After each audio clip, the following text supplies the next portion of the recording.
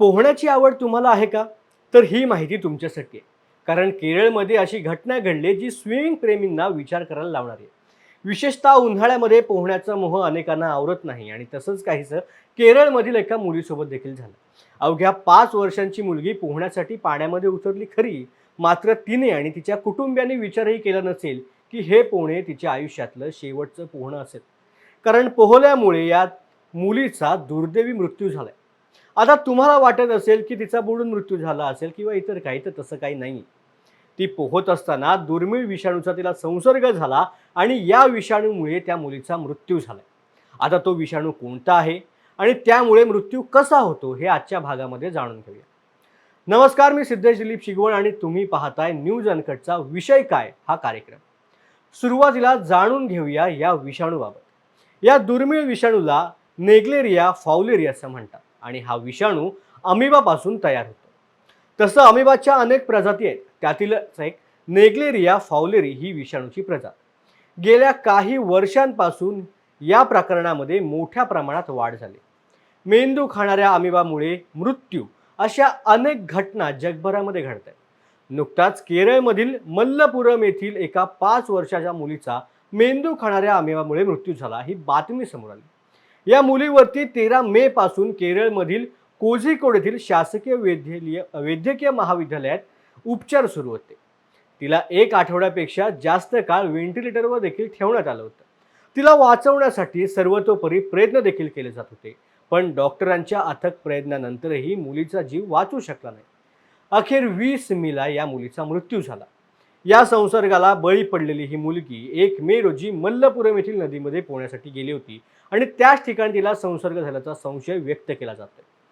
हा विषाणू दुर्मिळ जरी असला तरी गेल्या काही वर्षांपासून अमिबा विषाणूची अनेक प्रकरणं समोर आली. विशेष म्हणजे केरळमध्ये या प्रकरणाची वाढ होते.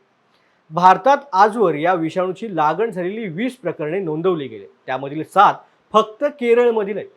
केरळमध्ये जलसाठे मोठ्या प्रमाणात, काही ठिकाणी जलसाठ्यांची स्वच्छता नीट केली जात नाही, त्यामुळे या भागात अमिबा विषाणूच्या केसेस वाढण्याची शक्यता वर्तवली जाते.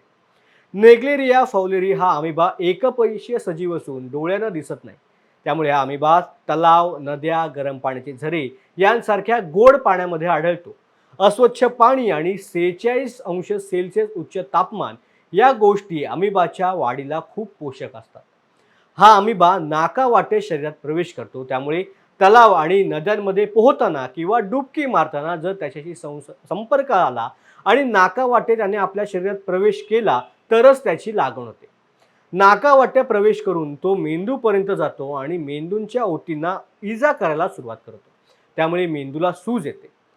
या आजारावर आजपर्यंत ठोस उपचार नसल्यामुळे यामध्ये वाचण्याची शक्यता फार कमी आहे. या आजारामधील धक्कादायक गोष्ट म्हणजे या आजाराचा मृत्यूदर हा 97% अधिक आहे.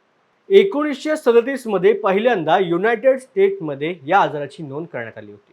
तर नेग्लेरिया फाउलेरीची पहिली केस दक्षिण कोरियामध्ये घडल्याचं समोर आलं. एका 50 वर्षीय व्यक्तीला हा आजार झाला होता आणि त्यामध्ये त्याचा मृत्यू झाला. त्यामुळे हा आजार झाल्यानंतर सुरुवातीच्या पहिल्या टप्प्यात डोकेदुखी, ताप, मळमळ, उलट्या अशी लक्षणं पाहायला मिळतात. त्याचबरोबर मानटाट होणे, फिट येणे, गोंधळ उडणे, भास होणे यांचा देखील समावेश या लक्षणांमध्ये असू शकतो. गंभीर प्रकरणांमध्ये व्यक्ती कोमात देखील जाऊ शकते. US centres for disease control and प्रिव्हेन्शनने दिलेल्या माहितीनुसार बहुतांश रुग्णांमध्ये लक्षणे सुरू झाल्यापासून 1 ते 18 दिवसात त्यांचा मृत्यू होण्याची शक्यता असते. हा आजार दुर्मिळ जरी असला तरी गेल्या काही दिवसांपासून हा आजार सगळीकडे हातपाय पसरतोय. त्यामुळे कुठेही पोहण्यासाठी जर जात असाल तर स्वतःची काळजी नक्की घ्या. त्या ठिकाणचं पाणी स्वच्छ आहे का नाही ते तपासा. कारण तात्पुरत्या आनंदासाठी आयुष्यभराचा आनंद आपण गमवू शकतो.